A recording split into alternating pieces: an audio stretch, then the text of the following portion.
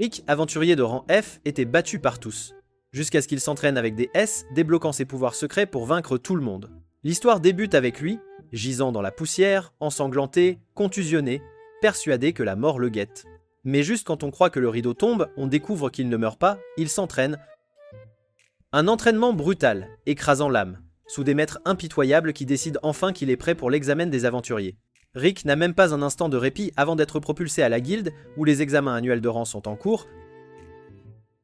De jeunes recrues, le visage frais, font la queue pour prouver leur valeur, la plupart à peine sortis de l'adolescence. Puis Rick, approchant la trentaine, se tient maladroitement dans la file, tel l'oncle venu faire un numéro à un spectacle de talent d'enfant.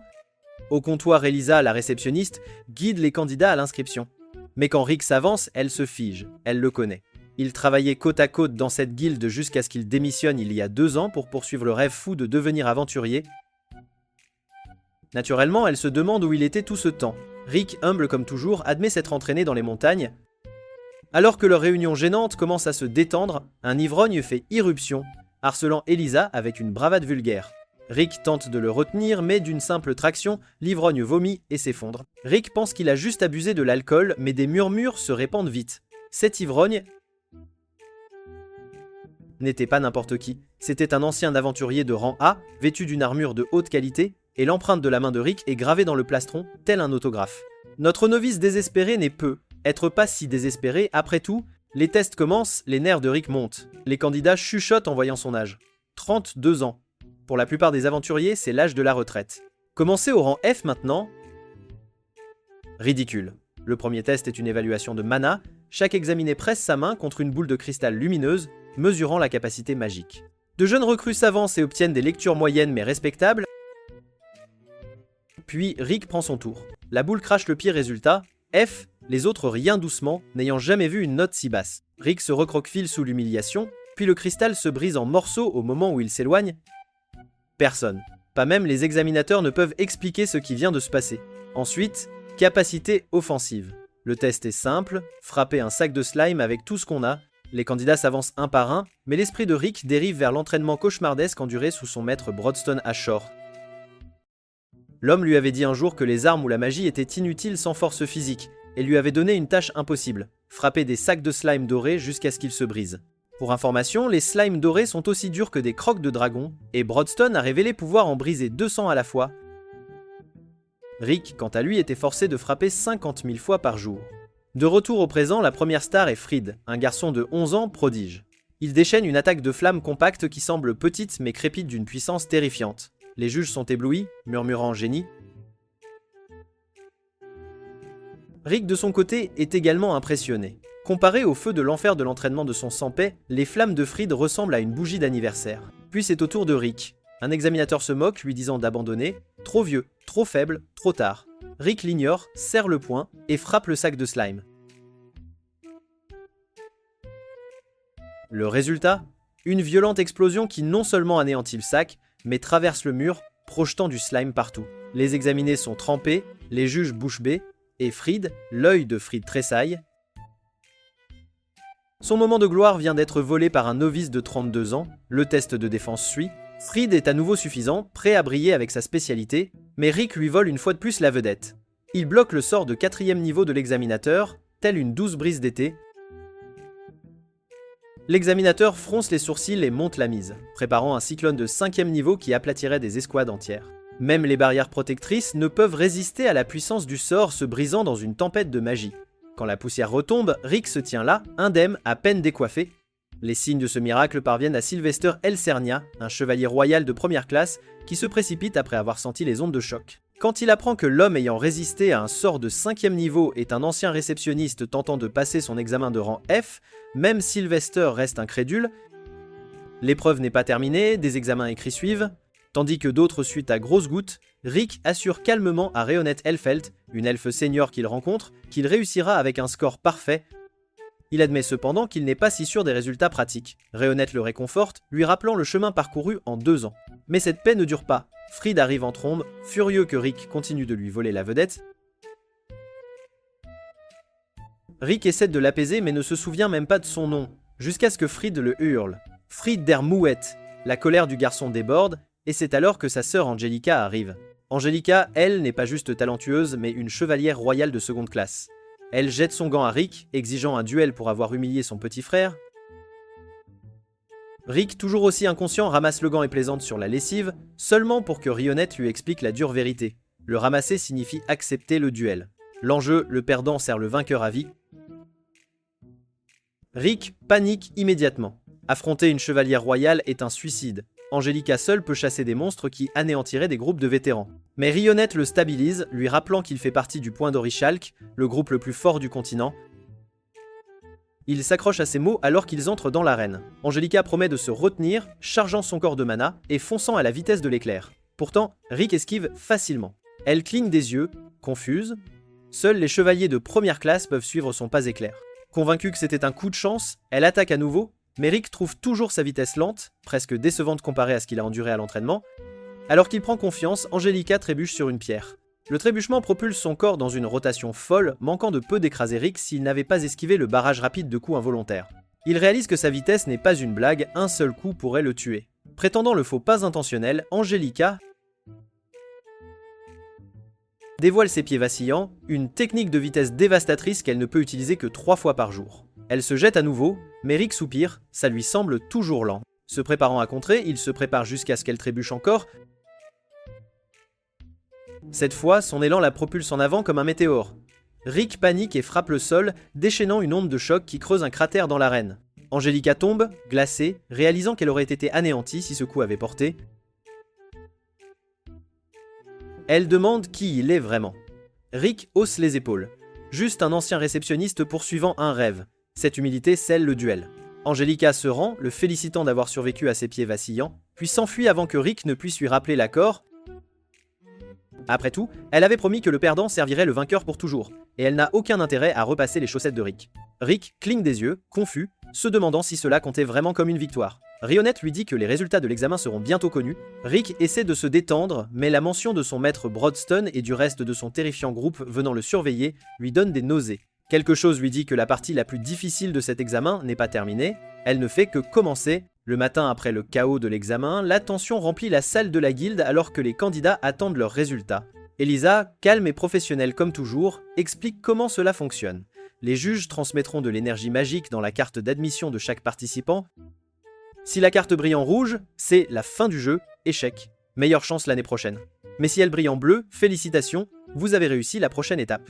Un système simple, bien que pour les jeunes recrues nerveuses, cela ressemble à une attente de condamnation à mort. Rick ne fait pas exception. Même après tout ce qu'il a accompli au premier tour, il ne peut pas se débarrasser de ses nerfs. Rionnette remarque son agitation et lui dit de ne pas s'inquiéter et d'avoir plus confiance en lui. S'il a survécu à la torture de ses maîtres monstrueux, cela ne devrait être rien. Son discours d'encouragement l'aide un peu, jusqu'à ce qu'elle lâche nonchalamment la bombe. S'il échoue, ses aînés tripleront simplement son entraînement. Soudain, Rick n'est plus seulement nerveux, il est terrifié. Quand le mana se déverse enfin dans sa carte, la lueur vacille entre le rouge et le bleu comme si elle se moquait de lui tendant l'échec juste devant le visage. Son estomac se serre, la sueur perle, mais enfin, la lueur se stabilise en bleu. Le soulagement l'envahit et Rick parvient à sourire en quittant la salle aux côtés de Réonnet. Mais la paix ne dure jamais longtemps dans la vie de Rick. Il perçoit soudain une odeur forte et écrasante, comme si quelqu'un s'était noyé dans du parfum. Entre Rastor, un garçon au sourire suffisant de quelqu'un à qui on n'a jamais dit non de sa vie.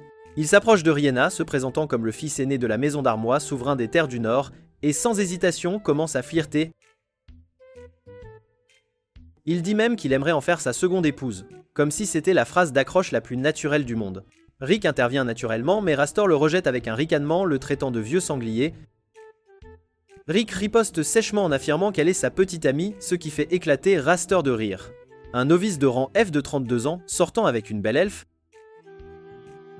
Impossible. Pire encore, Rastor révèle qu'il n'est pas juste un noble gâté, c'est un aventurier de rang A. Il se vante d'avoir atteint le rang E à 14 ans, et avec un sourire arrogant, annonce qu'il est aussi l'examinateur de la deuxième étape de l'examen. Puis, comme si cela ne suffisait pas, il se tourne vers Rionnette, l'invitant à dîner. Elle le rejette catégoriquement, lui reprochant de puer le parfum, et réaffirmant fièrement qu'elle est avec Rick. Le sourire de Rastor s'estompe, remplacé par une moue. Si Rick veut jouer les rivaux, qu'il en soit ainsi, il s'assurera que le vieil homme souffre au prochain test. Les choses ne font qu'empirer quand Fried et Angelica apparaissent pratiquement accrochés à Raster. Ce sont des frères et sœurs plus jeunes, ils commencent à se plaindre qu'un homme de 40 ans s'est moqué d'eux et qu'il a presque asservi Angelica. Raster suppose qu'il parle de Rick, fantastique. Rick ne fait plus seulement face à des prodiges capricieux, il est sur le point d'être écrasé par la mesquinerie combinée de toute une famille noble. Au centre d'examen, le prochain test sera une bataille simulée. Rionnette conseille discrètement à Rick de se retenir, mais Rick sait que si c'est Raster qui supervise le test, il n'y aura pas de retenue. Il devra tout donner juste pour survivre. C'est alors qu'un homme amical s'approche. Lynx Laro, l'examinateur assigné à Rick. Le soulagement l'envahit alors que Lynx se présente, expliquant qu'il a lui aussi commencé tard dans la vie. Il lui a fallu 20 ans pour atteindre le rang B, mais il y est parvenu et il respecte Rick d'avoir poursuivi son rêve malgré les obstacles. Pour la première fois, Rick a l'impression que quelqu'un le comprend. Il se serre la main et se sépare, et Lynx réalise instantanément. La poigne de cet homme n'est pas seulement forte, elle est forgée par un entraînement incessant. Ce novice n'est pas une blague. Mais alors Astor, qui avait écouté leur conversation, fait irruption, souriant comme un renard. Il dit à Rick qu'ils doivent parler et peu après, les candidats sont frappés par une nouvelle choquante. Lynx est soudainement tombé malade, ce qui signifie que Raster prendra la relève en tant qu'examinateur. Des murmures parcourent la foule, Raster n'est pas seulement un rang A, il est tristement célèbre. On l'appelle l'homme aux 1000 déversements, et plus terrifiant encore, le broyeur de rang F. L'estomac d'Eric se serre, affronter Raster de front lui semble un suicide. Il envisage même de s'enfuir, mais il sait que s'il abandonne, ses aînés tripleront son entraînement, un sort pire que la mort. Heureusement, Rionnette voit sa panique et le rassure, lui disant qu'elle croit en lui. Avant que la bataille ne commence, un enfant encapuchonné s'approche de Rick, affirmant pouvoir lire son avenir. Il sort une boule de cristal et invite Rick à s'asseoir. Rick, crédule comme toujours, est sur le point d'obtempérer quand Rionnette remarque quelque chose d'étrange. Il y a un sort sur la chaise, mais avant qu'elle ne puisse l'arrêter, Rick s'assit et en un éclair, il disparaît. La fureur de Rionnette s'enflamme, elle brise la boule de cristal et expose le mystique pour ce qu'il est vraiment. Fried, le saisissant par le col, elle menace de lui détruire les yeux s'il n'explique pas où Rick est allé. Terrifié, Fried lâche qu'il a téléporté Rick à environ 100 mètres, près de la plage. Pendant ce temps, Rick se retrouve entouré d'hommes en costume noir, chacun armé et rayonnant de force. Leur chef explique calmement leur mission, l'éliminer. Et ce ne sont pas des amateurs, tous au-dessus du rang B. Rick réalise instantanément que c'est le piège de Deremuetz. En infériorité numérique et dépassé, il se prépare jusqu'à ce que 3 figures familières arrivent, ses aînés, le légendaire Poing d'Orichalque, Brodston. Mazette et Alice descendent comme des dieux de la tempête, exigeant de savoir ce qui se passe. Rick, désespéré d'empêcher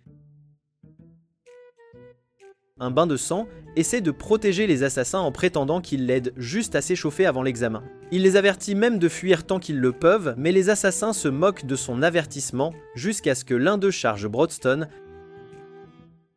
La lame de l'homme se brise au contact de la peau de Brodston.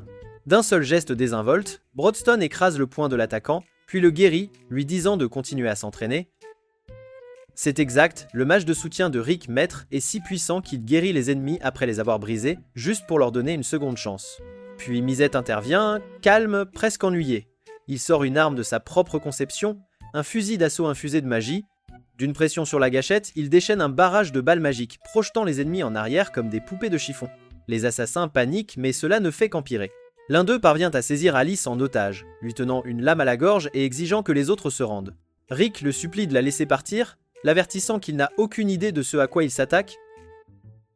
L'homme l'ignore et resserre sa prise. Les yeux d'Alice brillent, sa fureur déborde. D'un seul geste, elle déchaîne un sort dévastateur de 7e niveau, anéantissant les ennemis environnants dans une explosion aveuglante.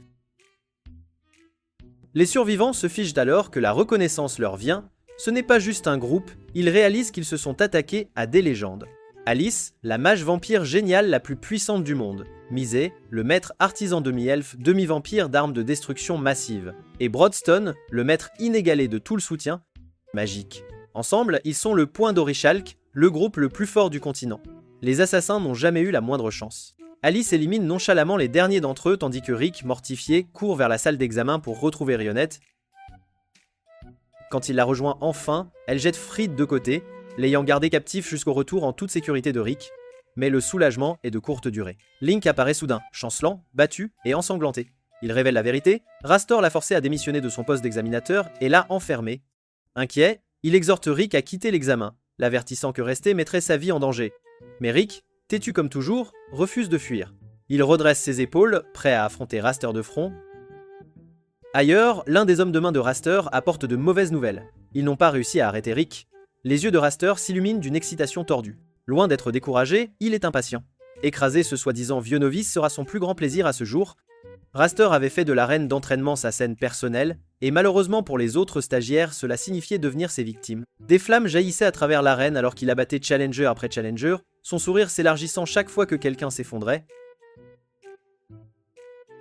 Observant depuis le côté se trouvait un homme nommé Adolf, un spectateur particulier doté d'une capacité lui permettant de voir les statistiques fondamentales des autres. Force, contrôle corporel, capacité de mana et contrôle magique. C'était un don qui venait avec un prix douloureux, comme il s'en souvient rapidement lorsqu'il pose les yeux sur les chiffres de Raster. Les réserves de mana de Raster étaient si absurdement élevées que le simple fait de les fixer faisait battre la tête d'Adolf. Un stagiaire malchanceux aux statistiques moyennes s'est avancé et a été rapidement grillé par les sorts de foudre de Rastor, s'effondrant avant même d'avoir eu la chance d'être impressionnant. Une fois la douleur d'Adolf soulagée, son attention a été attirée par un nouvel arrivant, Rick. Curieux, il a jeté un coup d'œil aux statistiques de Rick, seulement pour reculer sous le choc. Chaque catégorie, sauf les réserves de mana, était au maximum. Force, dextérité, contrôle magique, la perfection partout. Le don d'Adolf l'a trahi, ici. La force pure des capacités de Rick a envoyé une vague de douleur traverser son crâne jusqu'à ce qu'il se torde littéralement sur le sol rien qu'en le regardant. Ailleurs dans l'arène, Elisa a croisé Rhéonet. La jeune femme s'est présentée comme l'ancienne collègue de Rick, ce qui lui a valu une invitation amicale à s'asseoir avec Rhéonet et son groupe.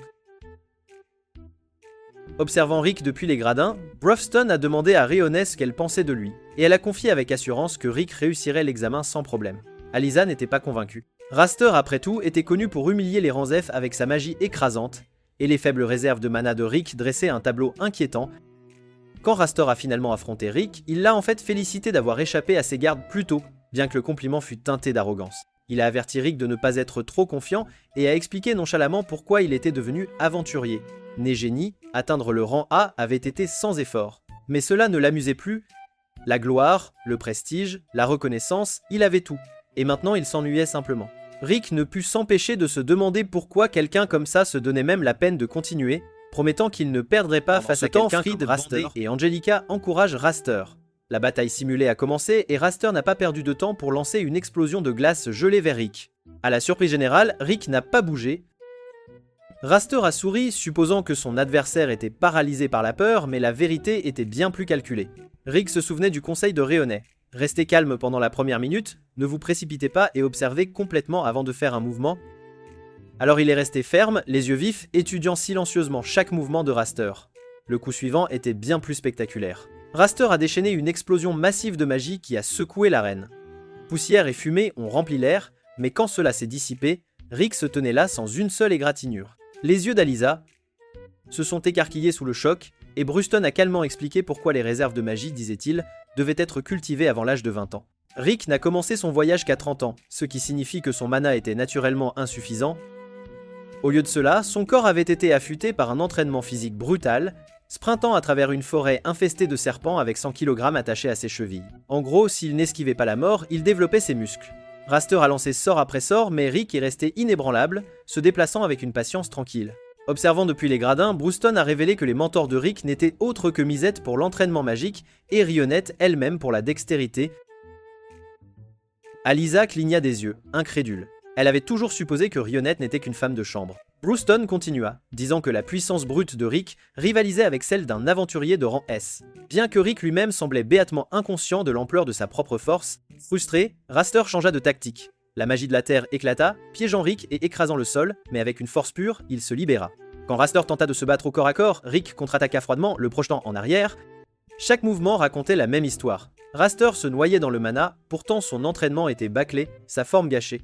Rick, quant à lui, l'avait étudié comme un manuel et bloquait ou contre-attaquait désormais avec aisance. Même les flammes de Raster s'éteignirent alors que Rick les écartait nonchalamment, et Mazette mentionne à Elisa que Rick avait utilisé moins d'une fraction de l'énergie de son adversaire pour contrer son sort, affirmant que c'est possible avec un contrôle magique précis. C'était l'équivalent de retenir un ouragan avec de plus en plus irrité. Raster s'élança avec sa technique des pieds scintillants, un sort de mouvement rapide destiné à submerger, mais Rick avait anticipé son mouvement, et Raster n'eut le temps que de se couvrir de métal pour encaisser la contre-attaque. Même lorsque Rastor admit que Rick était plus habile qu'un rang E, il tenta de le rabaisser en prétendant ne pas se battre sérieusement, blâmant la fatigue d'avoir écrasé les précédents examinateurs. Il demanda à Rick comment, à son âge, il était devenu si fort en seulement 2 ans. Cette petite pique toucha une corde sensible. L'expression de Rick se durcit alors qu'il se remémorait l'entraînement agonisant qu'il avait presque tué. Sa force n'était pas de la chance, elle était forgée dans le sang, la sueur et des résurrections littérales.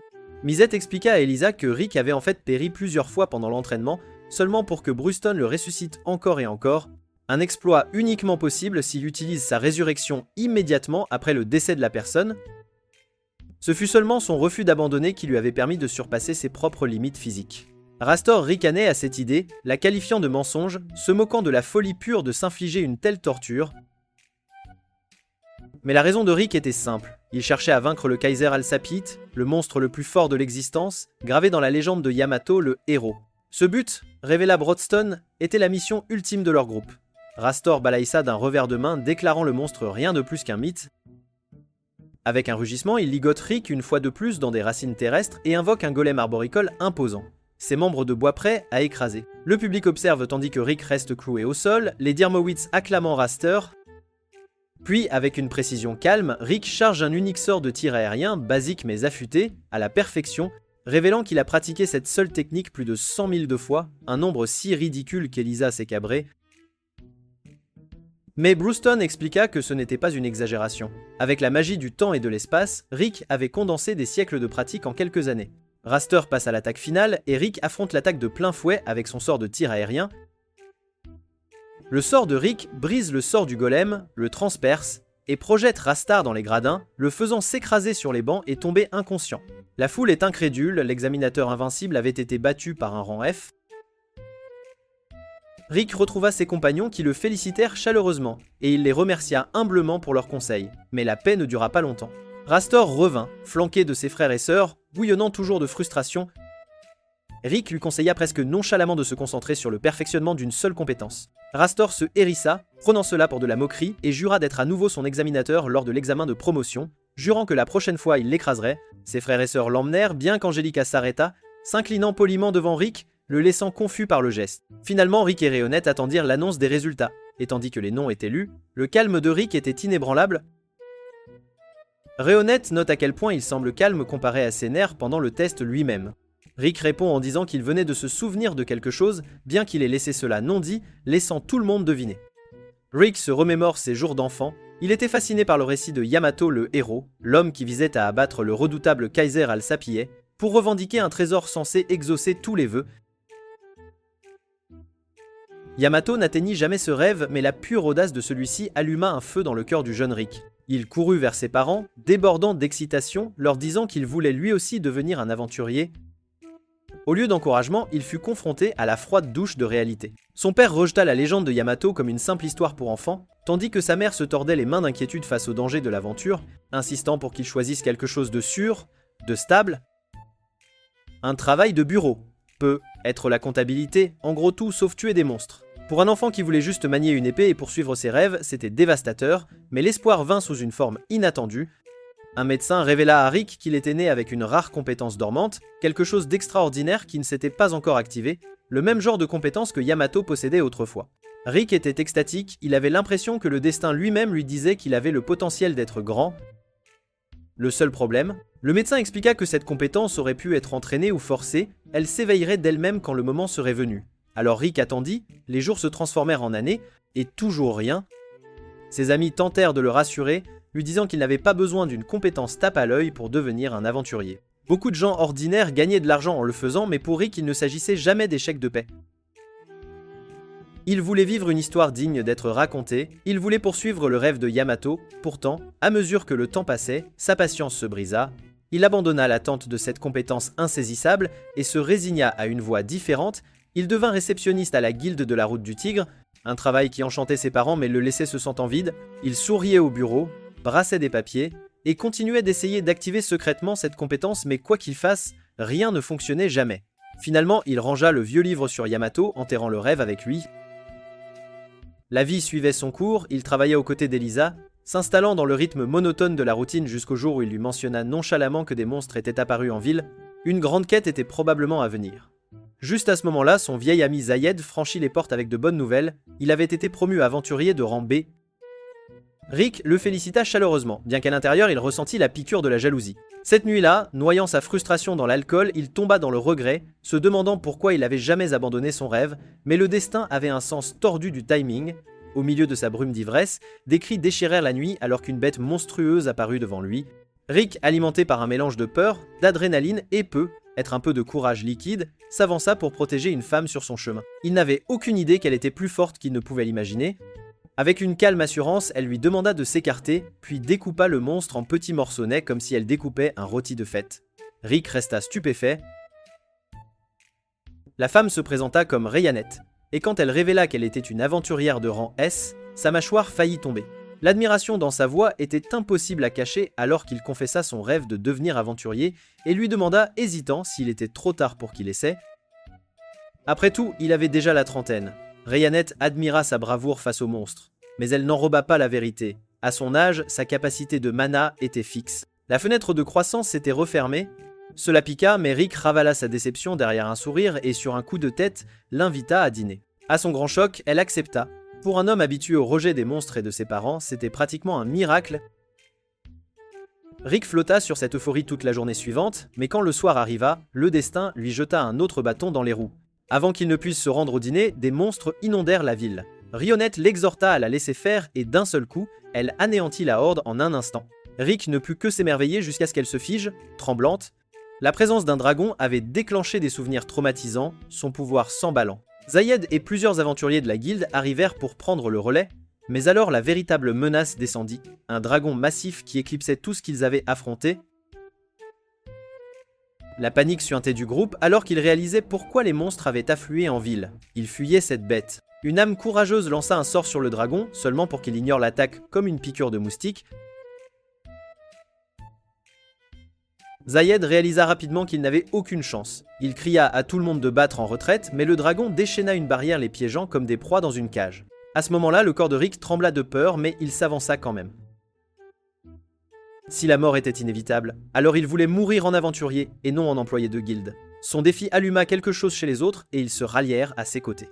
Ensemble, ils lancèrent une contre-attaque désespérée, mais le dragon balaya leurs efforts avec une facilité terrifiante. Le feu jaillit de sa gueule, engloutissant le champ de bataille. Zayed, pensant rapidement, transforma leur corps en fer pour les protéger des flammes, mais la pure force de l'explosion les projeta tout de même. Rick émergea de l'épave, meurtri mais pas brisé. Avec des mains tremblantes, il se tint une fois de plus, refusant de céder. Le dragon le cloua sous son pied massif, et tout le monde supposa que la fin était venue. Au lieu de cela, ce poids écrasant devint la clé. Enfin, sa compétence dormante s'éveilla. Le mana déferla en lui comme un torrent, débordant jusqu'à ce qu'il semble impossible que son corps puisse le contenir. Avec un rugissement de triomphe, il repoussa le pied du dragon, le soulevant d'une main. L'étonnement sur son visage était de la pure joie. Après des années d'attente, son pouvoir était enfin réel. Le dragon déchaîna à nouveau le feu, mais Rick le bloqua, puis il augmenta l'intensité, mais Rick le dévia, renvoyant l'explosion directement sur la bête. L'impossible se produisit, le dragon tomba. La foule resta figée, fixant l'homme qu'il pensait n'être qu'un employé de bureau vieillissant, renversant maintenant un cauchemar. Le prix fut cependant élevé, Rick s'effondra inconscient sous l'effort écrasant. Quand il se réveilla une semaine plus tard, son corps était tordu de douleur. Rayonnette était à ses côtés, expliquant grimement que chaque circuit magique de son corps avait été détruit. Selon toute vraisemblance, il aurait dû être mort, mais elle vit en lui quelque chose que les autres avaient manqué, sa volonté de se battre, son refus d'abandonner. Elle l'invita à rejoindre le point Gdorich Alcum, le groupe dédié au même. Rêve impossible que lui, vaincre le Khazir Al-Sapieh. Ces mots percèrent plus profondément que n'importe quelle griffe de dragon. Elle lui dit que malgré son âge, il pouvait encore grandir, encore se battre, encore poursuivre son rêve. Pour la première fois de sa vie, quelqu'un lui disait de ne pas abandonner. Les larmes coulaient sur son visage alors qu'il réalisait que c'était le moment où son rêve prenait vraiment vie. De retour au présent, Rayonnette se tenait fièrement à ses côtés, le félicitant d'avoir réussi le test et d'être officiellement devenu un aventurier. Rick leva le poing haut, sa voix ferme de conviction, alors qu'il déclarait sa nouvelle voix. Il n'était plus un homme derrière un bureau, il était enfin un aventurier. Le temps de Link à l'hôpital est presque écoulé, et avec sa libération imminente, il a déjà des plans. Il dit à Rick qu'une fois sortis, ils vont prendre un verre ensemble et il est impatient de rencontrer les amis de Rick. Dans cet esprit, Link se retrouve bientôt à marcher péniblement dans les montagnes, confus quant à la raison pour laquelle Rick a insisté pour qu'il porte sa meilleure armure juste pour une rencontre amicale. La confusion ne fait que croître lorsqu'il atteint sa destination. Devant lui se dresse une immense forteresse, le château Wigal. Link regarde incrédule, se demandant s'il a fait fausse route et s'est égaré dans l'antre du Seigneur Démon. Mais quand Rick le salue à la porte, tout en excuses et sourires, cela ne fait que rendre les choses plus étranges. Pas de monstres, pas de danger, juste ce château. Alors pourquoi l'armure complète? Rick, avec une nonchalance alarmante, explique que c'est simplement pour l'empêcher de mourir. Une explication parfaitement raisonnable, évidemment. À l'intérieur, Réona accueille Link, et il est instantanément charmé par sa présence, imaginant déjà sa fille grandir pour être aussi forte et radieuse un jour, mais son admiration paternelle ne dure pas longtemps, car la petite Alice décide soudainement de pimenter les choses en lui tirant un éclair droit dessus. La vie de Link défile devant ses yeux, seulement pour que Rick bondisse et dévie l'explosion droit à travers le mur. Tandis que Rick la réprimande pour avoir lancé des sorts à l'intérieur, Alice insiste qu'elle voulait juste jouer. Link est laissé chancelant, incapable de comprendre, que jouer dans ce château signifie déchaîner des attaques capables de raser des villes. Rionette, imperturbable, rappelle à Alice que les coûts de réparation seront déduits de son budget nourriture, provoquant des excuses rapides et penaudes. Pourtant, Rick sait qu'à moins de la divertir, elle essaiera juste à nouveau, alors il accepte de passer du temps avec la petite menace électrique. Pendant ce temps, Rionette montre à Link sa chambre où il remarque Madame bricolant dehors avec un étrange engin. Sa curiosité l'attire et Madame le laisse joyeusement tester l'invention, un lance-roquette. Link tire et regarde, choqué, l'arme déchaîner la destruction, réalisant immédiatement que produire une telle chose en masse révolutionnerait complètement la guerre. Comme si le château n'était pas déjà assez étrange, son errance le mène ensuite à Bruston, entouré d'étagères et d'étagères de livres. L'immense bibliothèque impressionne Lynx et Bruston explique que c'est sa collection privée. Il se sent le plus en paix lorsqu'il est entouré de savoir et, avec sa sagesse calme, Link commence à soupçonner que l'homme est plus important pour le groupe qu'il n'y paraît. Lorsqu'on lui demande s'il les a tous lus, Brewster admet modestement qu'il a lu la plupart, mais qu'il a été occupé à entraîner Rick. Inspiré, Lynx demande s'il peut lui aussi apprendre de lui. Bruston, repérant la même détermination dans les yeux de Lynx qu'il avait autrefois vu chez Rick, accepte, mais dès que Rick entend parler de Lynx et Bruston se dirigeant vers la forêt, il panique. Avec de bonnes raisons aussi, car les leçons de Bruston s'avèrent moins que sûres. Avant longtemps, Lynx se retrouve attaché avec des poids lourds et tombant accidentellement d'une falaise. Juste au moment où il est sûr que c'est la fin, le destin en décide autrement. Il atterrit en toute sécurité sur le cadavre d'une bête que Rionette venait de tuer pour le dîner, elle le sauve à nouveau, mais avant qu'il ne puisse reprendre son souffle, Bruston le ramène pour plus d'entraînement. Plus tard, Link, complètement malmené, se plaint à Rick qu'il pensait que ce serait un entraînement léger. Rick ne peut que secouer la tête, le prévenant de ne jamais croire Bruston, ni vraiment aucun des autres, quand ils disent des choses pareilles. Bruston, complètement sérieux, rétorque que Lynx n'avait de toute façon rien à craindre. S'il était mort, ils auraient pu le réanimer, une pensée réconfortante, de la manière la plus terrifiante possible. Même Alice demande à jouer avec Lynx, mais Rick arrête ça instantanément, insistant sur le fait que le pauvre homme se transformerait en cendre. Mazette, observant cela se dérouler, blâme sans détour Rick de l'avoir invité ici en premier lieu. Plus tard ce jour-là, Rionette sert le thé à Lynx et Rick, et dans le calme qui suit, Lynx devient un peu effronté, demandant à Rick où en étaient les choses entre lui et Rionette. Rick, gêné, insiste qu'ils n'ont pas ce genre de relation. Il a la trentaine après tout et est convaincu qu'il n'y a aucune chance, mais Lynx rit, révélant que lui et sa femme ont 20 ans d'écart. Pour lui, l'âge n'est qu'un chiffre, ce sont le timing et les sentiments qui comptent. Rick, stupéfait, commence à reconsidérer. Plus tard ce soir-là, pendant le dîner, Link taquine à nouveau Rick, lui disant de profiter de cette occasion pour aider Rionette avec les tâches ménagères et se rapprocher d'elle. Quand il part lui donner un coup de main, Link saisit le moment pour poser des questions sur le pouvoir mystérieux de Rick. Bruston explique que la compétence spéciale de Rick ne s'active que sous des conditions uniques, il n'a donc aucun contrôle dessus. Même ainsi, Rick est déjà aussi fort qu'un aventurier de rang S. Si sa compétence s'active, il pourrait les surpasser tous. Il révèle ensuite leur mission ultime, vaincre Kaiser Al-Sapiad. Pour ce faire, ils doivent rassembler 6 pierres magiques qui ouvrent la porte à la spirale source où réside le Kaiser. Ces joyaux ne s'activent que tous les 200 ans, et le moment est presque venu.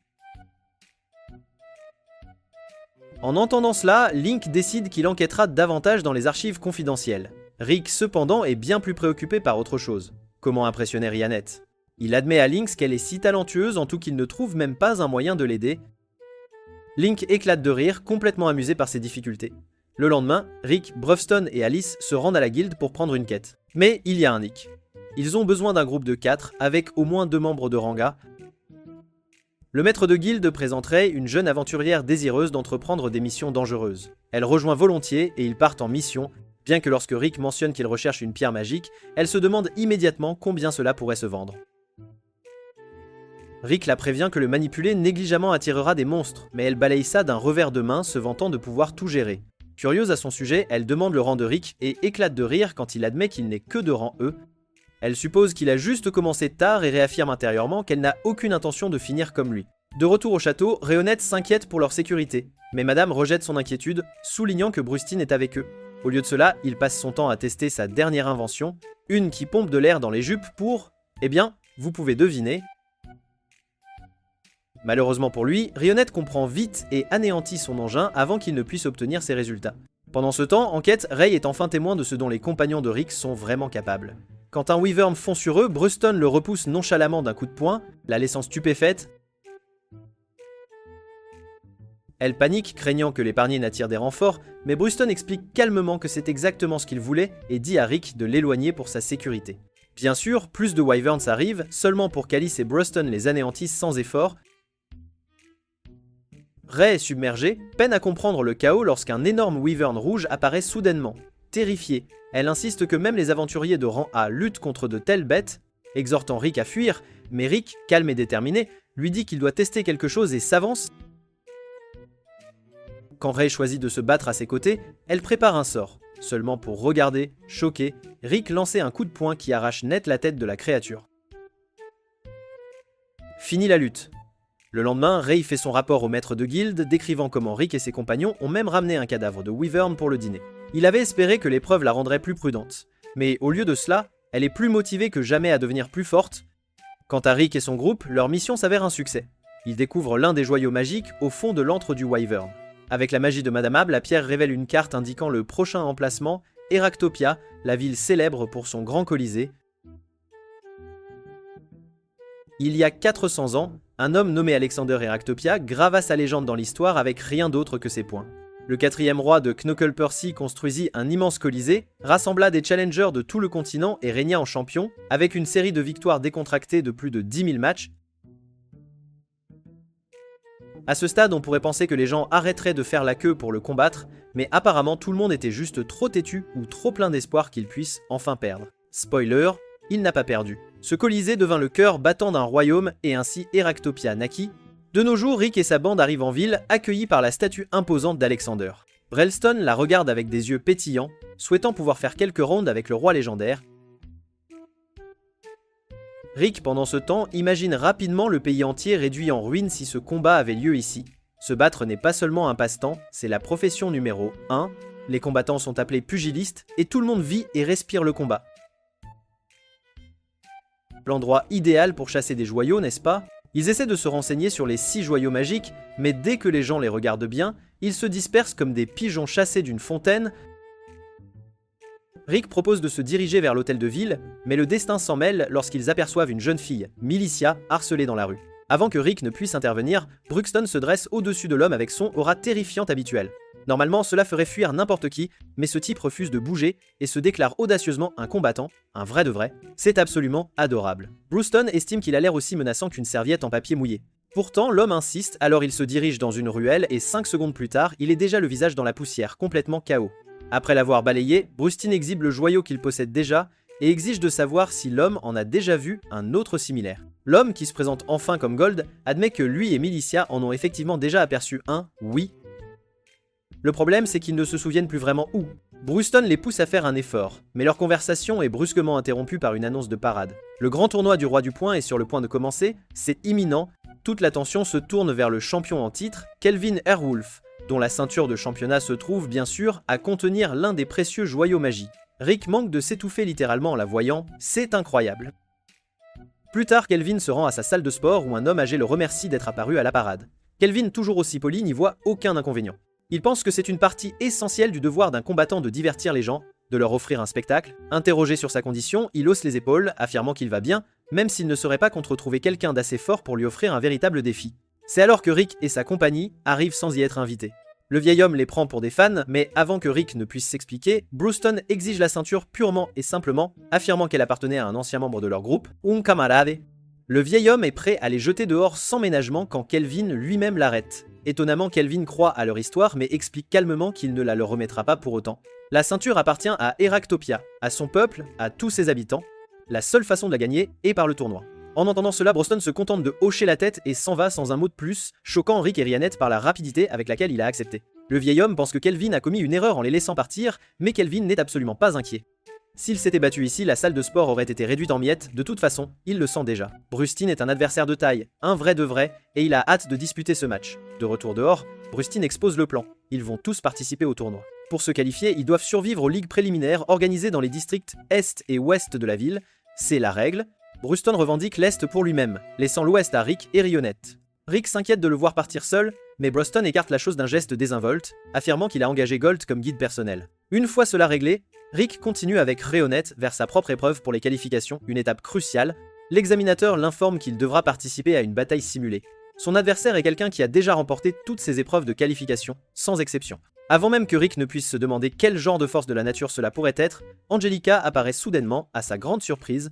Elle est choquée aussi de toutes les personnes possibles, Rick et son adversaire. Il s'enquiert de son frère Rastor, mais elle explique qu'elle est ici par elle-même maintenant, étant devenue une combattante à part entière, une vraie. Pourtant, elle connaît l'écart entre eux, Rick a déjà écrasé Rastor, après tout c'est un fait. Le match commence et Angelica charge de toutes ses forces, seulement pour trébucher et tomber immédiatement. Elle se relève obstinément, prépare une autre frappe, et s'étale encore une fois. Confuse, elle lève les yeux pour voir Rick expliquer calmement sa nouvelle technique qui consiste, en gros, à lui faucher les jambes encore et encore jusqu'à ce qu'elle admette sa défaite. C'est imparable. C'est une technique un peu lâche, mais terriblement efficace. Angelica insiste sur le fait qu'elle ne se rendra pas, se relevant encore et encore, même si Rick la remet à terre sans cesse, comme dans un jeu acharné de tap-taupe, sans répit. Sa détermination l'impressionne suffisamment pour qu'il envisage de la combattre sérieusement, mais juste au moment où il est sur le point de libérer toute sa puissance, elle se rend soudainement. On dirait bien que même la fierté a ses limites quand votre derrière touche le sol un peu trop souvent, n'est-ce pas? Après cela, alors que Rick retourne avec Rhianette, Angelica le confronte. Elle éclate en sanglots, l'accusant de l'avoir saboté, et Rick, fidèle à lui-même, l'emmène au restaurant malicieux pour la calmer, pour apaiser sa colère. Autour d'un repas chaud, Angelica lui demande pourquoi il est même ici à Eractopia. Rick admet qu'il veut participer au tournoi du roi du poing. Angelica lui explique l'exigence brutale pour se qualifier. Il faut 40 victoires en 6 mois, c'est une condition très stricte. Rick cependant laisse tomber nonchalamment qu'ils se sont déjà inscrits pour 40 matchs, tous entassés dans les 4 prochains jours. Sa mâchoire manque de toucher la table, mais bon, l'efficacité est la clé, n'est-ce pas? Rick entre dans son premier match officiel contre un combattant nommé Grit Albert, un adversaire redoutable. Des rumeurs circulent selon lesquelles Grit triche avec des armes cachées, mais une fouille corporelle n'a rien révélé. Cependant, au début du combat, Grit sourit et sort une pierre d'impact de la semelle de sa chaussure, améliorant ainsi considérablement la puissance de ses coups de poing. Il porte un coup et célèbre bien trop tôt. Sa main se brise contre le visage de Rick. Rick, imperturbable, lui dit poliment de s'entraîner plus dur s'il veut vraiment maîtriser la véritable puissance de cette pierre, c'est un conseil sincère. Puis, d'un seul coup de poing manqué, Rick libère une onde de choc si puissante qu'elle assomme Grit. La foule halète, l'arbitre reste sans voix, et un vieil homme dans le public ne peut que fixer, émerveillé, la puissance pure et absolue de Rick, c'est impressionnant. Déclaré vainqueur, Rick quitte le ring sans une égratignure. Et ce n'est que la première de ses 40 batailles. La semaine s'annonce très intéressante à Eractopia. Angelica a montré qu'elle n'était pas là juste pour faire de la figuration lorsque son match s'est terminé par un seul coup de pied qui a projeté son pauvre adversaire directement contre le mur, comme une poupée de chiffon, c'est incroyable. Avec cela, elle a assuré sa 40e victoire, passant officiellement les qualifications. Rick et Rhianette la félicitèrent, mais Angelica rappela immédiatement à Rick la contrainte. Il ne pouvait combattre qu'une fois par jour dans un lieu donné, c'était la règle stricte. Bien sûr, il y avait de nombreuses arènes à travers le pays, mais elles étaient tellement éloignées les unes des autres qu'il était presque impossible de toutes les couvrir à temps. Son prochain combat était à 30 km de là, et même une calèche ne l'y mènerait pas assez vite, c'était un vrai problème logistique. Rick, bien sûr, a balayé l'idée d'un revers de main, déclarant qu'il allait simplement y courir. Angelica pensait qu'il était fou, mais étant donné que c'était Rick, elle aurait probablement dû s'y attendre, c'est vrai. Une fois qu'il s'était lancé, Rhianette a remarqué la moue frustrée d'Angelica et lui a demandé astucieusement si elle voulait voir ses matchs, ses performances. Angelica a admis qu'elle le voulait bien, mais elle doutait de pouvoir le suivre. Rhianette avait d'autres plans en tête. Sans prévenir, elle a attrapé Angelica et a commencé à sauter de toit en toit pour poursuivre Rick, à toute vitesse, c'était impressionnant. Angelica a hurlé de terreur tandis que Rhianette lui disait que c'était simplement le moyen le plus rapide, et c'est ainsi qu'ils ont couvert les 40 matchs, Rick sprintant de campagne en campagne, et Rhianette traînant le corps d'Angelica avec elle, sans relâche, c'était une épreuve. Au terme de 4 jours épuisants, Angelica fixait Rick, stupéfaite, elle n'en revenait pas. Il avait réellement réussi à gagner les 40 matchs. Elle était reconnaissante qu'il ne soit pas dans son bloc, bien que Rionette ait taquinement souligné que Brovston était toujours en compétition, lui aussi c'est vrai. Après lui avoir dit qui était Brewston, la réalisation n'a fait qu'écraser davantage Angelica. Elle a admis qu'elle n'avait aucune chance contre aucun d'eux, et dans son abattement, elle a murmuré que les gens pourraient commencer à penser que Ryanette et Rick étaient amants, puisqu'elle le suivait avec une telle loyauté, c'est une évidence. Ryanette n'a même pas scié, admettant nonchalamment que ses sentiments étaient tout à fait réels. Avant qu'Angelica ne puisse s'attarder sur cette révélation fracassante, un homme désespéré est venu implorer de l'aide, les entraînant dans une autre course, une nouvelle mission inattendue. Pendant ce temps, Rick fut approché par une personne bien habillée nommée Snape, le président du comité gérant la Ligue de l'Ouest. Rick n'avait aucune idée de qui il était, mais Snape semblait tout savoir de lui, le louant comme le qualifié le plus rapide de toute l'histoire de la Ligue. C'était impressionnant. Leur poignée de main, cependant, révéla plus que ce à quoi Snape s'attendait. Rick put dire instantanément que l'homme avait autrefois été un combattant entraîné. Un peu stupéfait, Snape admit qu'il avait remporté un petit tournoi il y a 20 ans avant de prendre sa retraite à 23 ans, ne dépassant jamais cette unique victoire, c'est un fait. Il ajouta que sa compagnie enverrait un représentant au tournoi du Roi du Point, et avant de partir, demanda à Rick de rappeler à Angelica de ne pas trop s'emballer, de ne pas se laisser emporter. Cela seul rendit Rick très suspicieux, c'est le moins qu'on puisse dire. Plus tard, au restaurant malicieux, ses soupçons s'aiguisèrent encore davantage lorsqu'elle le mit en garde contre Snape. Malgré ses manières raffinées, de vilaines rumeurs le liaient au monde souterrain. Pire encore, sa compagnie sponsorisait le tournoi lui-même, ce qui signifiait que sa place de participant pouvait être utilisée comme bon lui semblait, à sa guise, sans aucune contrainte. De l'autre côté de la ville, Angelica et Rionnet avaient elles-mêmes accepté un travail plutôt discutable. Vêtue de costume de lapin, elle prenait des paris pour le tournoi à venir. Angelica n'était pas vraiment ravie, insistant sur le fait que ce n'était pas son choix, tandis que Rionnet se dénonçait joyeusement comme celle qui avait accepté le travail, savourant chaque seconde de cette expérience, c'est certain. Un ivrogne tituba vers elle et commença à harceler les filles, mais il avait choisi la mauvaise lapine à embêter. Angelica l'aplatit instantanément, provoquant des regards stupéfaits et choqués de la part de tous les passants, c'était impressionnant. Rick arriva juste à temps pour assister à cette scène, et bien que la tenue d'Angelica l'ait laissé choquer, son cerveau s'est complètement éteint lorsqu'il a vu Rionnet dans son costume de lapin. Cette réaction a laissé Angelica absolument furieuse. Elle était enragée, c'est certain. À la salle de sport, Kelvin continuait de se préparer, tandis que le vieil homme observait avec admiration.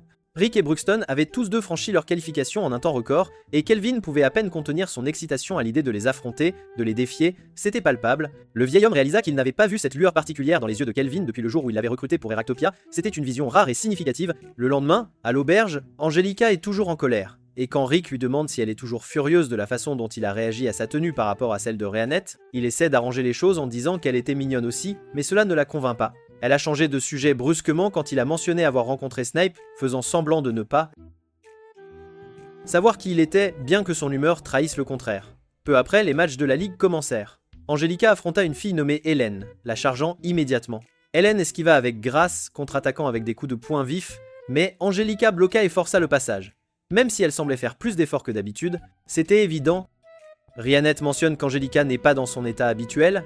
Avec un dernier coup de pied féroce, Angelica projette Hélène contre le mur, s'adjugeant la victoire.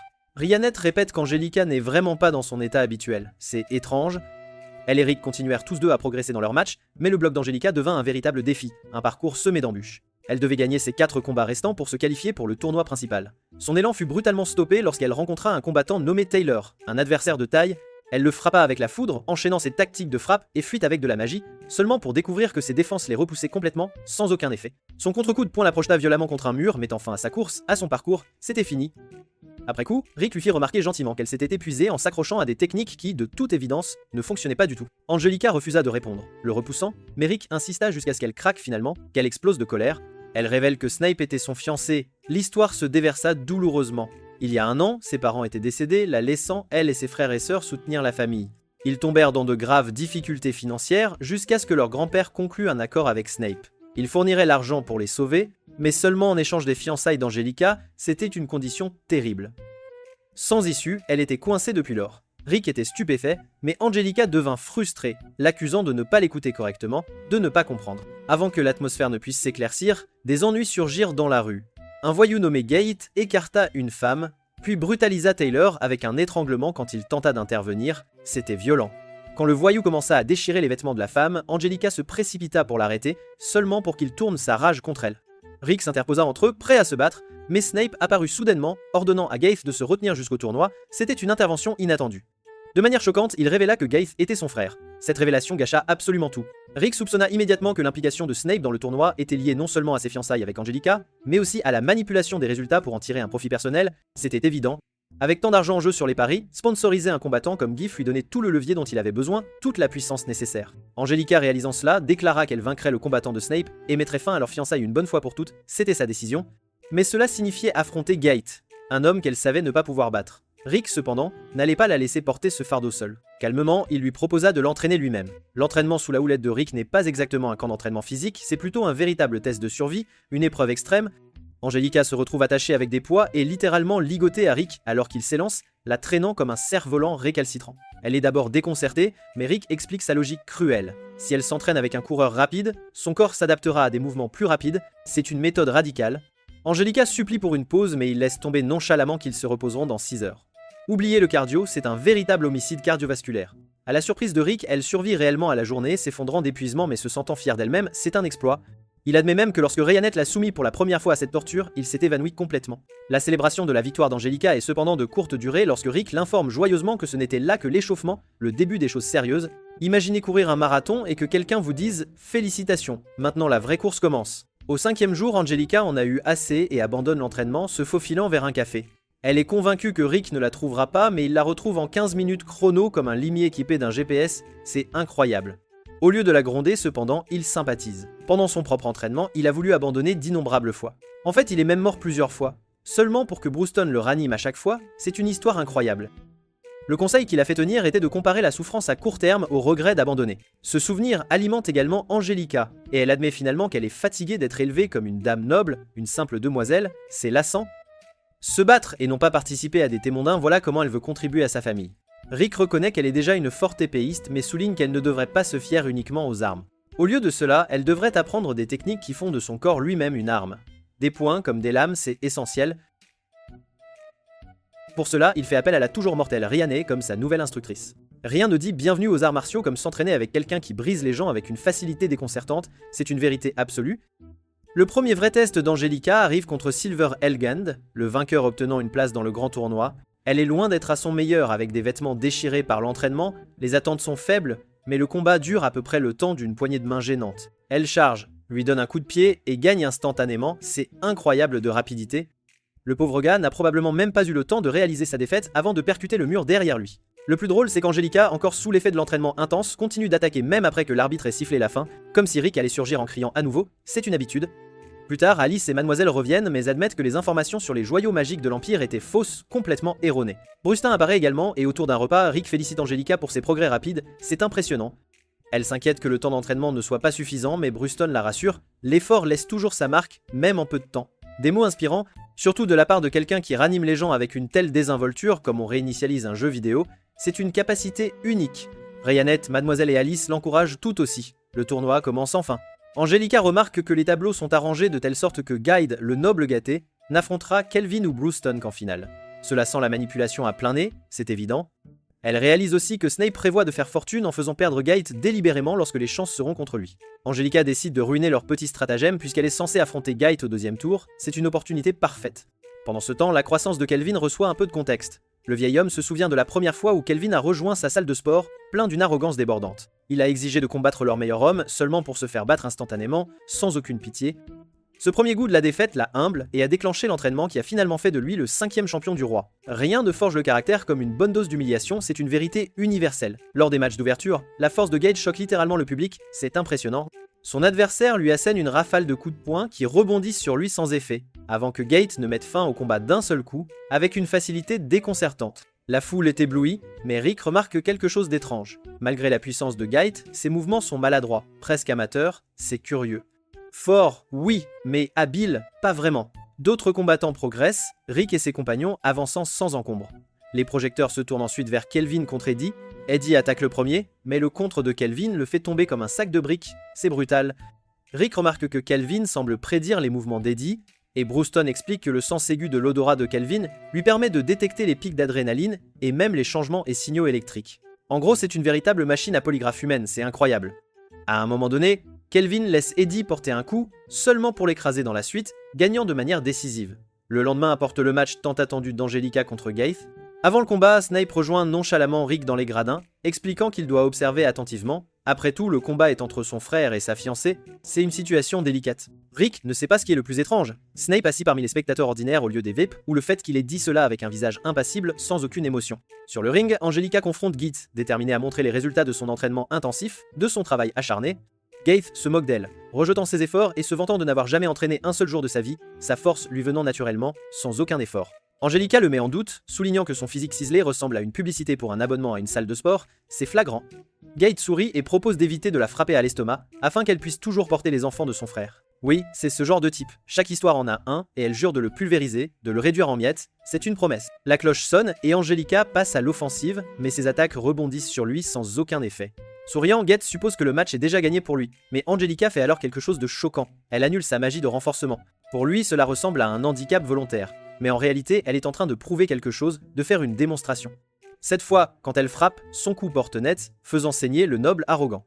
Pour la première fois, Gates réalise que ce ne sera pas aussi facile qu'il l'avait imaginé.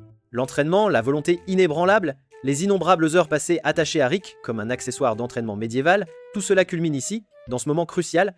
Angelica prouve enfin qu'elle n'est pas seulement une noble qui fait semblant de se battre, elle devient une combattante capable de tenir tête, même contre quelqu'un né avec tous les avantages possibles. Et c'est là que la scène est plantée. Un noble gâté qui n'a jamais travaillé pour sa force, face à une femme déterminée qui s'est tissée par pure ténacité et un entraînement brutal, c'est un contraste saisissant. L'affrontement ne fait que commencer, mais déjà Gates saigne, c'est un signe très prometteur pour Angelica. Avait toujours été un mur d'arrogance ambulant, mais quand Snape vit Angelica le trancher avec sa lame, sa mâchoire faillit toucher le sol. Non pas parce qu'elle l'avait coupé, oh non, la lame la plus aiguisée n'aurait même pas pu égratigner la peau de ce type. Mais parce qu'Angelica avait réussi quelque chose de bien au-delà de son niveau de compétence habituel, Rionnette l'expliqua avec fierté, avec une fierté presque comme une grande sœur, Angelica avait réussi à transformer une dangereuse technique secrète en sa propre version, une adaptation unique. Elle s'appelait la faine du fil, un mouvement permettant de canaliser l'énergie grâce à un contrôle corporel extrême, c'était impressionnant. Angelica ne l'avait pas entièrement maîtrisé pendant l'entraînement, mais elle avait secrètement continué à s'exercer seule, en cachette. Et en la mélangeant avec un autre mouvement, le flux magique, reflète inversé, elle a réussi à créer sa propre version folle, une interprétation unique et puissante. Mademoiselle étant l'encyclopédie vivante qu'elle est, a fourni les détails. Le mouvement consistait essentiellement à accumuler du mana à l'intérieur du corps, puis à le projeter vers l'extérieur en une seule explosion dévastatrice, c'était une technique redoutable. C'est incroyablement exigeant pour le corps, comme essayer de soulever une montagne au développé couché juste pour le plaisir, mais Angelica pouvait le supporter parce qu'elle avait enduré un mois d'entraînement brutal, absolument infernal. Et maintenant, grâce à cet entraînement, elle repoussait réellement Gates, c'était une prouesse. Gates, bien sûr, n'a pas du tout apprécié d'être ainsi humilié. Sa solution, il a frappé le sol avec une telle force que toute l'arène s'est remplie de poussière, tel un enfant en pleine crise de colère.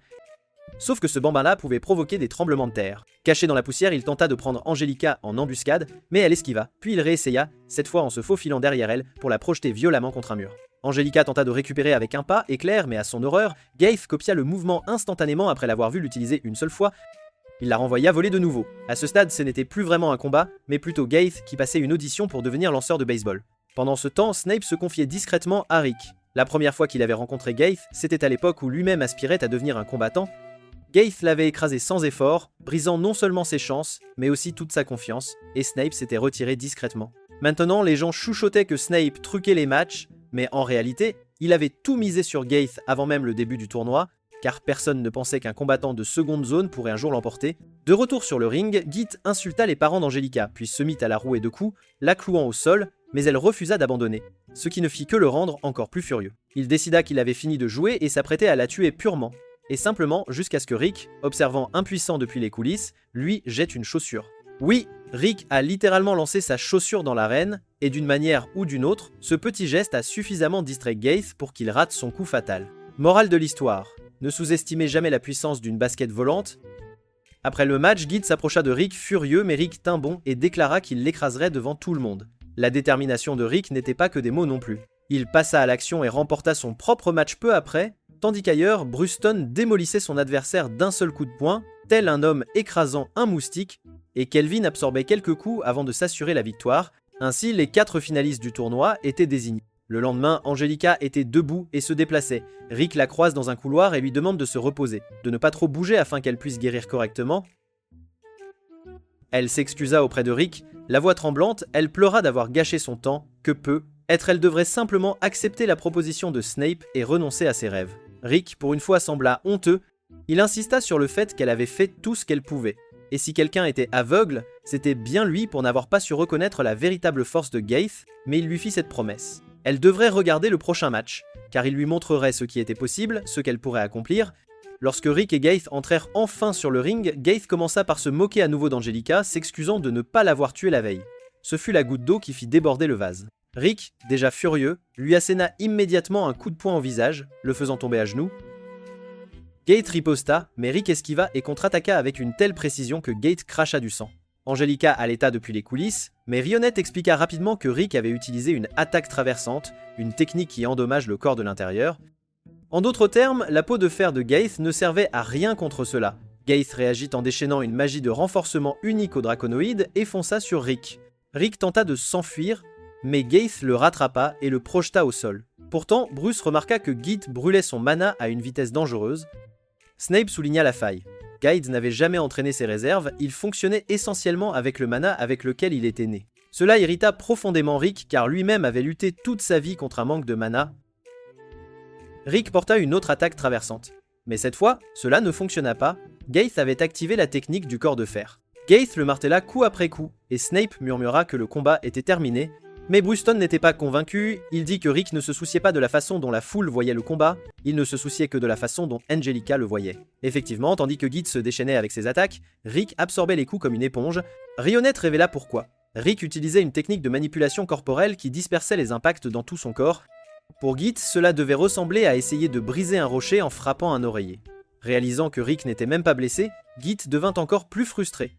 Il remarqua que Rick s'était retenu, se limitant au niveau d'Angelica comme pour lui montrer ce que son futur moi pourrait devenir.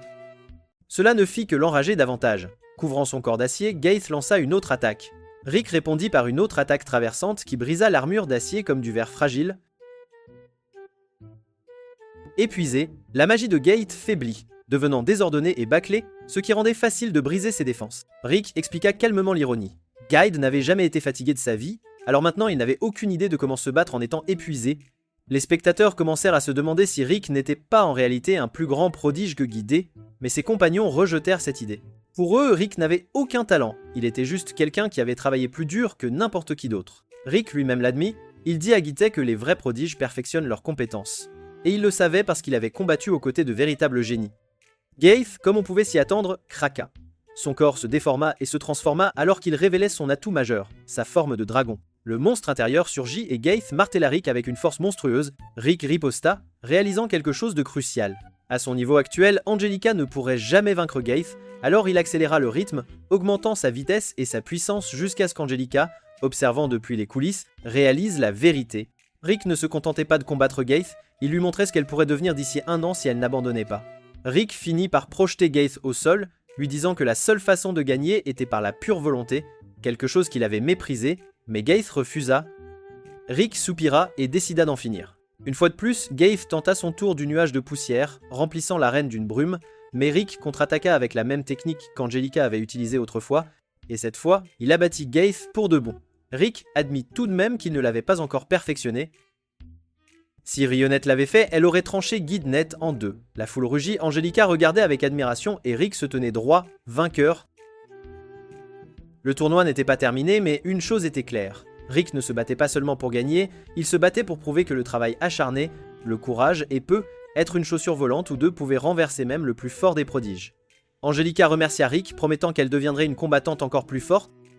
La foule semble être d'accord, l'acclamant alors qu'il est annoncé vainqueur, car Rick reçoit un tonnerre d'applaudissements qui donne l'impression que toute l'arène est déjà prête à le couronner champion. Même Snape, l'ancien combattant éternellement grincheux, admet être surpris du résultat, et pourtant, une partie de lui se sent étrangement satisfaite. Gaeth était celui qui avait brisé sa propre carrière sur le ring, alors le voir perdre maintenant, c'est presque cathartique. Bien sûr, cela lui a aussi coûté une petite fortune puisqu'il avait tout misé sur Gaeth, mais pour une fois, Snape admet que perdre fait du bien. Il soupire même que c'est dommage qu'il ne puisse pas épouser Angelica. Elle soupçonne que tout cela est lié à son statut noble, mais Snape confesse qu'il l'aimait sincèrement. L'homme est être fauché, amer et rempli de mauvais choix de vie, mais au moins il est honnête. Mais il n'y a pas de temps pour s'attarder sur une romance ratée car le prochain match est sur le point de commencer. Le vieil homme se penche vers Kelvin, l'encourageant et insistant sur le fait qu'il est le combattant le plus fort, le prévenant de ne pas se retenir. Son adversaire, nul autre que la montagne de muscles Bruston, L'annonceur présente Kelvin avec panache, le qualifiant de champion en titre, et la foule devient absolument hystérique. Rick remarque à quel point Kelvin est adoré, pratiquement traité comme une célébrité. Le combat commence avec Kelvin qui se précipite, les poings volants. Il martèle Brewston d'un barrage d'attaque, mais le géant ne bronche même pas. Au lieu de cela, il contre-attaque nonchalamment d'un seul mouvement de bras qui génère une onde de choc si puissante que le public halète. Kelvin, souriant, le qualifie de l'adversaire le plus fort qu'il ait jamais affronté. Alors que la tension monte, le mur de l'arène se brise et Gaeth fait irruption, son sang de dragon étant devenu berserk grâce à la transformation de l'organe de Rick qu'il a subi, il se jette dans le public comme une bête sauvage. Snape comprend instantanément la cause, mais avant que Gaeth ne puisse semer davantage le chaos, Kelvin intervient. Agacé par l'interruption, il affronte le dragon enragé de front et l'assomme d'un seul coup de poing dévastateur. Un seul coup, c'est tout ce qu'il faut. La foule est stupéfaite, et Rionnette remarque discrètement que la puissance de Kelvin a déjà atteint le niveau d'un rang S. Le match est reporté au lendemain, bien que Kelvin soupire de déception car il commençait enfin à s'amuser. Brewston, quant à lui, observe nonchalamment qu'il perçoit une incertitude dans les coups de Kelvin.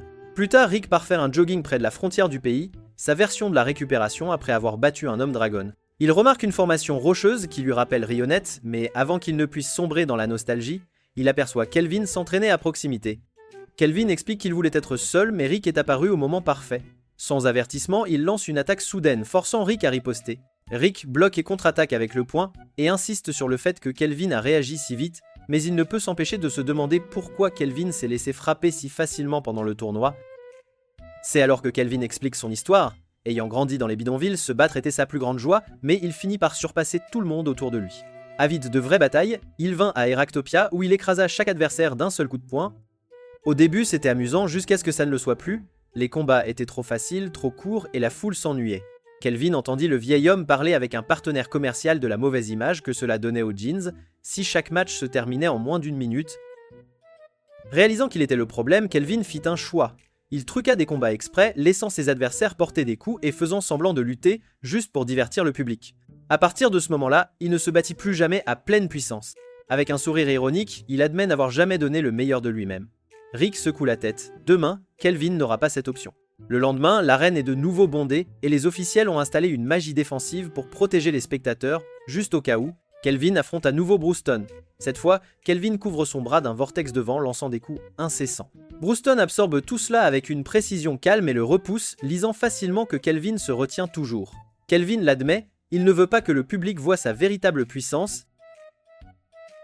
En réponse, Brewston dit nonchalamment qu'il se battra avec seulement 2 doigts et ne bougera même pas de sa place. Quel étalage de force! Kelvin charge, mais Brewston l'attrape en pleine attaque avec 2 doigts et le projette au sol. Kelvin s'échappe, mais tandis que la foule l'acclame, il hésite à tout déchaîner. Pourtant, la peur d'être exposé le retient jusqu'à ce que le vieil homme lui crie depuis les coulisses, le traitant d'idiot. Le vieil homme révèle que son rêve est d'entraîner le combattant le plus fort du monde, et il veut que ce combattant soit Kelvin. C'est tout ce qu'il faut. Kelvin décide qu'il a fini de faire semblant, il déchaîne sa véritable force, attaquant avec férocité. Brewston, souriant, utilise maintenant toute sa main pour se défendre, expliquant qu'il adapte sa garde au niveau de son adversaire. Le coup de pied de Kelvin atterrit mais ne fait rien. Brewston le projette à travers l'arène, bien que Kelvin récupère en plein air avec une technique de corde d'acier. Au lieu de désespérer, il rit, c'est amusant. La foule cependant se retourne contre lui. Réalisant qu'il les a trompés tout ce temps, ils le ouèrent et le raillèrent. Kelvin les ignore, lançant plutôt une magie de haut niveau. Un sort de feu de 5e niveau explose vers Brewston, mais Brewston invoque un mur de pierre massif et le bloque. Imperturbable, Kelvin passe à un sort de nature de 7e niveau, le retenant avec des lianes, puis passe immédiatement à une magie avancée de 8e niveau. Un météore descend du ciel, assez énorme pour masquer le soleil. Angelica manque de s'évanouir. Les sorts de 8e niveau sont une vision rare. Rick panique aussi, réalisant que le talent pur de Kelvin rivalise même avec les plus grands aventuriers. Mais Brewston, il pulvérise simplement le météore en poussière, à main nue. Qui a besoin de magie quand on est pratiquement Hulk sous forme d'orque? Brewston reconnaît la conviction de Kelvin et dans la culture orque, il le montre avec un quart de pouce levé. Un geste déclarant qu'il abandonnera toute défense pour passer à l'offensive totale. Rick reconnaît le signal juste au moment où Brewston déchaîne un coup avec une onde de choc si rapide et puissante qu'elle envoie Kelvin voler, même s'il l'a esquivé. Kelvin ne peut même pas compter sur ses sens aiguisés, l'orque est simplement trop rapide. Désespéré, Kelvin jette tout ce qui lui reste, enchaînant sorts et attaques, mais rien ne fonctionne. son mana s'épuise. Brewston réduit la distance et porte un coup écrasant, faisant tomber Kelvin lourdement. Kelvin gît là, son corps hurlant de douleur, réalisant qu'il n'a plus rien. Un instant, il pense à abandonner, mais il se souvient alors pourquoi il a commencé. Il a toujours voulu affronter quelqu'un de plus fort. Avec une pure détermination, il se relève, déchaînant un dernier barrage désespéré. Épuisé, tremblant, il attaque avec chaque once de force et d'habileté qui lui reste. La foule, émue par sa détermination, éclate en acclamations. Pour la première fois, Kelvin donne vraiment tout. Et il y parvient, il porte un coup qui force réellement Brewston à bouger, juste un pas, mais assez pour prouver son point. Avec un sourire étiré sur son visage, Kelvin admet qu'il a eu le plus grand plaisir de sa vie. C'est alors que Brewston porte le coup de grâce, mettant fin au combat proprement. Kelvin s'effondre, meurtri, brisé, mais souriant jusqu'au bout. Brewston est annoncé vainqueur, Rick et Angelica se précipitent pour le féliciter alors qu'il quitte l'arène. Rick, toujours le plus pragmatique, plaisanta à moitié en disant qu'il n'avait plus qu'à poliment tirer et remettre le joyau magique, et que tout serait résolu. Mais Brewston, avec ce sourire inébranlable, anéantit ce rêve instantanément.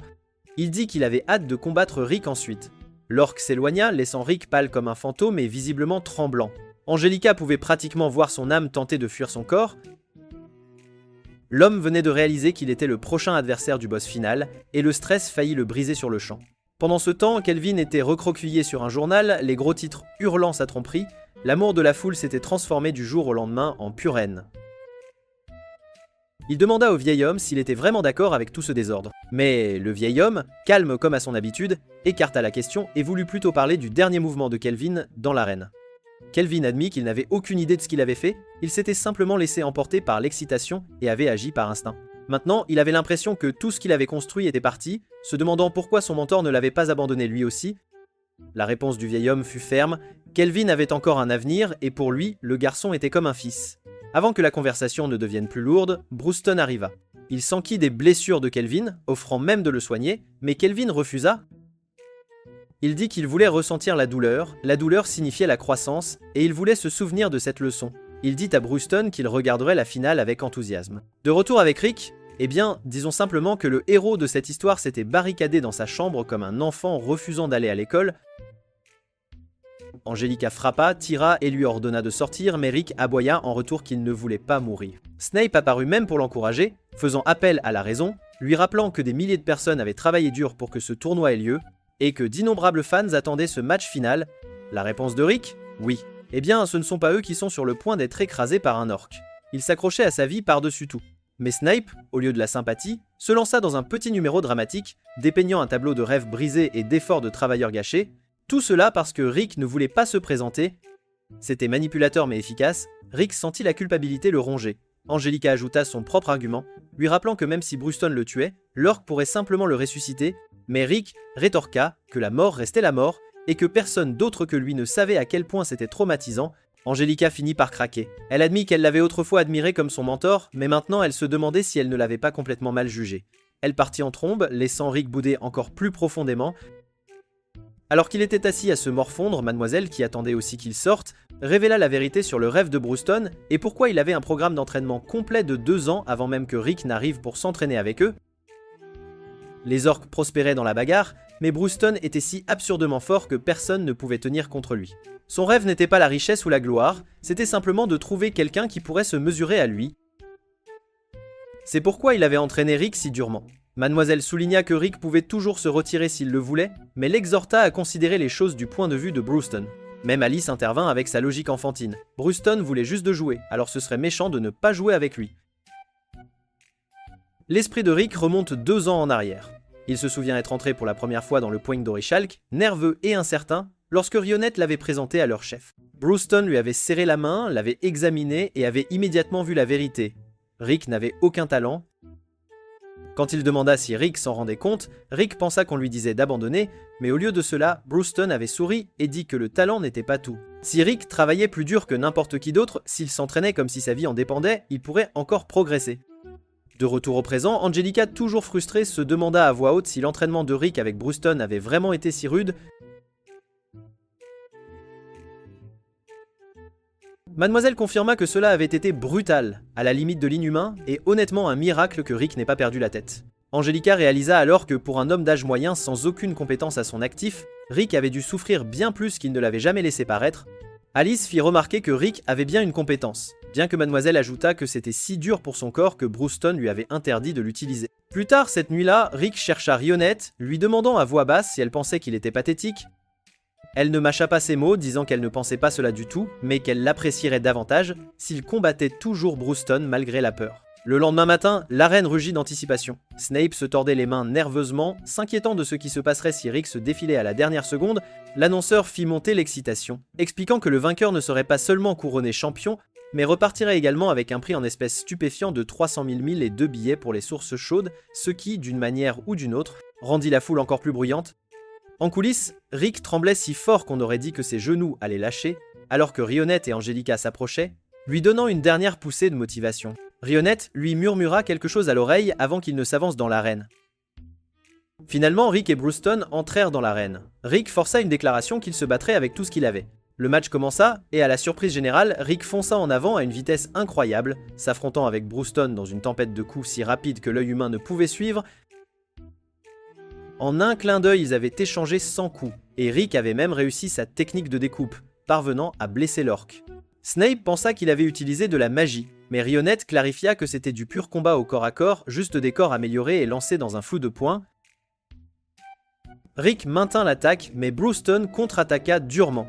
Pourtant, Rick réussit un autre coup de taille, son esprit combatif brûlant si fort que même Angelica ne put cacher son excitation. Elle se tourna vers Rionette, exigeant de savoir ce qu'elle lui avait dit pour l'enflammer ainsi. Rayannette, toujours aussi sereine, dévoila son secret. Elle lui promit de le rejoindre aux sources chaudes s'il gagnait. Le visage d'Angelica devint écarlate sur le champ, quand Rihanna ajouta d'un ton très factuel que oui, elle le pensait bien dans ce sens-là, Angelica faillit exploser sur place et balbutia qu'il devrait plutôt se concentrer sur le match. La bataille ne fit que s'intensifier. Brewston déchaîna une tempête de coups, son corps massif se déplaçant plus vite qu'il n'y paraissait. Rick esquiva désespérément, jusqu'à ce que l'orque apparaisse soudain juste à côté de lui, prêt à porter un coup dévastateur. À la dernière seconde, Rick conjura un sort de coussin d'air, sautant nonchalamment l'incantation, et se sauva. La foule à l'état, stupéfaite par sa maîtrise, Rick révéla que Misette et Alice lui avaient enseigné, et il contre-attaqua rapidement avec un tir d'air, que Brewston réussit à bloquer. Angelica, toujours sous le choc, réalisa que ce n'était plus un combat normal, mais un affrontement digne de véritable rang S. Brewston reconnut la progression de Rick, sincèrement ravi que son entraînement éreintant ait porté ses fruits. Rick savait que l'orque ne mentait jamais, alors il prit le compliment à cœur. Bien qu'il ne fût pas satisfait, il voulait que Brewston cesse de se retenir, qu'il le traite en égal. Il avoua que madame lui avait dit la vérité sur le rêve de Brewston et qu'il voulait lui offrir ce combat qui l'attendait tant.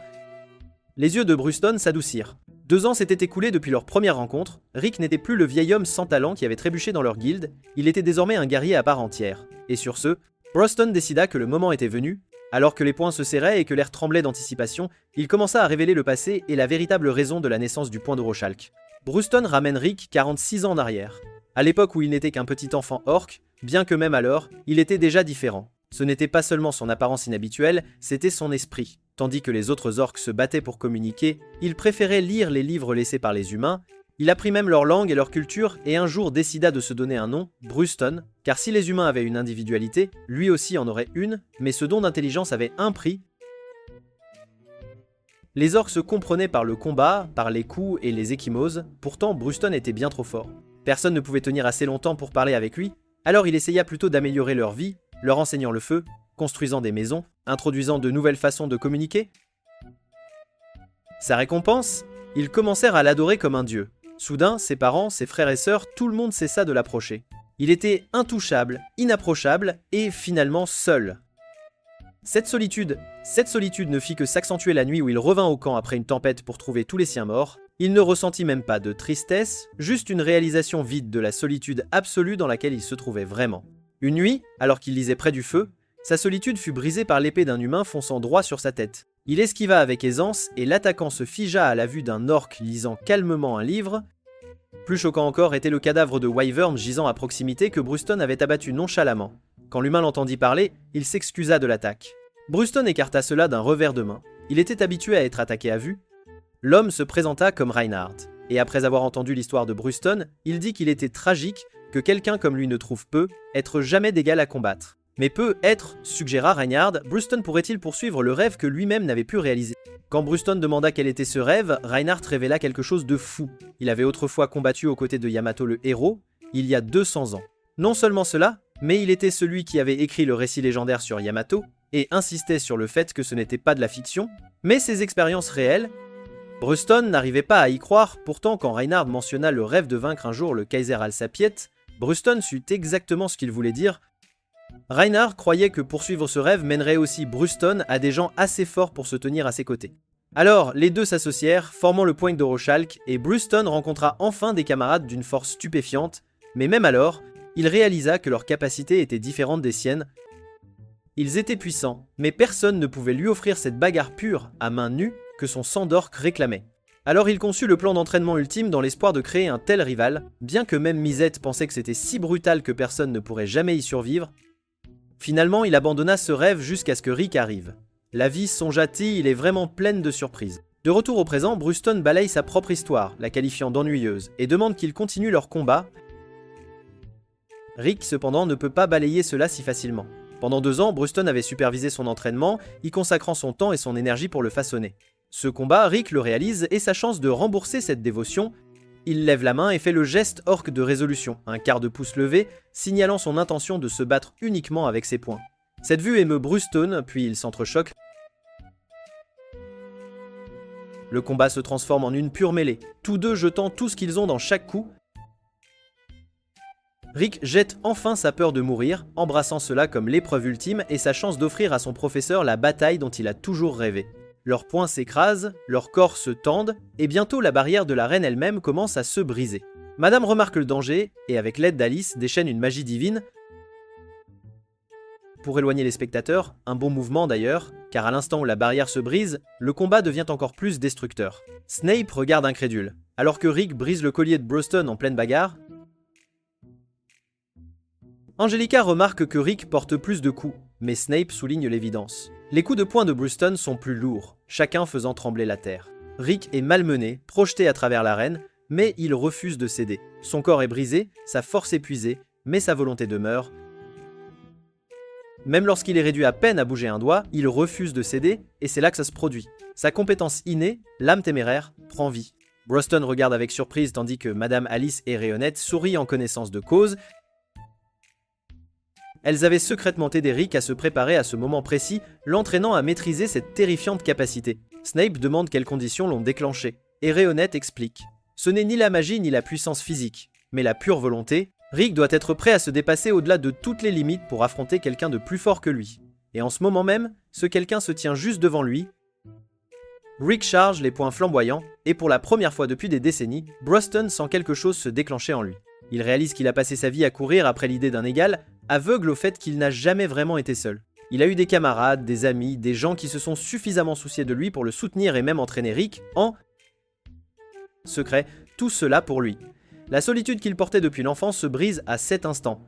Avec un sourire, il affronte Rick de front. Les deux s'entrechoquent à nouveau, les poings explosant contre les poings, secouant l'arène à chaque coup. Finalement, tous deux versent toute leur âme dans un dernier échange, un éclair aveuglant engloutit tout, et quand la poussière retombe, tous deux sont toujours debout. Rick, épuisé et émerveillé, s'avoue que Bruston est bien trop fort, avant de s'effondrer. Mais avant que Bruston ne tombe lui aussi, il remercie Rick, sa voix chaude de gratitude, déclarant que la victoire lui appartient. Quand Rick se réveille, 3 jours se sont écoulés. Rayonnette est à ses côtés et Madame lui rappelle joyeusement que la dernière fois qu'il a utilisé l'âme téméraire, il a dormi une semaine entière. Rick remarque la ceinture à sa taille et se demande s'il a gagné d'une manière ou d'une autre, mais Bruston clarifie. Si Rick a gagné la guerre, techniquement c'est lui qui a gagné le match. Peu importe, cependant, à ses yeux, Rick s'est montré fort et, plus important encore, l'a aidé à réaliser son rêve. Sur ce, il sécurise le 2e joyau et le remplace par une réplique, Alice ajoutant de la magie supplémentaire juste pour cacher l'échange. La discussion sur Reinhard persiste dans l'esprit de Rick, surtout comment un homme d'il y a 2 siècles est toujours en vie. Bruston explique que la compétence innée de Reinhard lui confère une vie prolongée, bien que même lui ne l'ait pas vu depuis des années. Quant à savoir où est Reinhard maintenant, eh bien apparemment il est en fuite, poursuivi par son éditeur de livres. Certains combats, semble-t-il, sont plus terrifiants que les poings d'orque. Pendant ce temps, Snape informe Kelvin que puisque Rick et Bruston refusent tous deux le championnat, Kelvin reste le champion par défaut. Kelvin refuse, insistant sur le fait qu'il ne mérite pas la ceinture. Gold et la milice versent des larmes alors que Bruston se prépare à partir, mais Gold jure qu'il deviendra un vrai combattant avant qu'il ne se revoie. Rick et son groupe reviennent avec des souvenirs pour leurs voisins et Bruston les observe avec une joie tranquille. Pour la première fois, il n'est pas seul. Angelica prend congé pour l'instant, mais non sans avoir audacieusement demandé à Bruston de l'entraîner aussi. Rick pense qu'elle est complètement folle, mais elle jure de le rattraper et même de le surpasser. Il accepte le défi avec un sourire. Quant à l'entraînement de Rick, il déclare qu'il va courir les 2800 km jusqu'au château. Angelica pense qu'il a perdu la tête, soulignant qu'une calèche prendrait des mois. Mais Madame a d'autres plans. Elle dope le cheval jusqu'à ce qu'il ressemble à un participant de compétition de culturisme. Avant qu'il ne parte, Réhonnête taquine Rick à propos du voyage aux sources chaudes qu'elle avait promis. Il devient écarlate, tiraillé entre une excitation confuse et le fait que techniquement, il n'a pas gagné. Madame toujours la farceuse propose une solution, une course de retour au château. Si Rick gagne, il aura le rendez-vous aux sources chaudes. S'il perd, son entraînement sera multiplié par 100, sans pression. Alice donne le coup d'envoi, Madame et Bruston sprintent en tête et Rick est laissé au désespoir. Pourtant il se ressaisit et charge après eux, criant à Rhianette qu'il va gagner. Alors que le groupe fonce vers l'horizon, Rick réfléchit. Il a finalement réalisé son rêve de devenir un aventurier, mais les rêves ne se terminent jamais, ils ne font que mener au suivant. Et son voyage, point et tout, ne fait que commencer.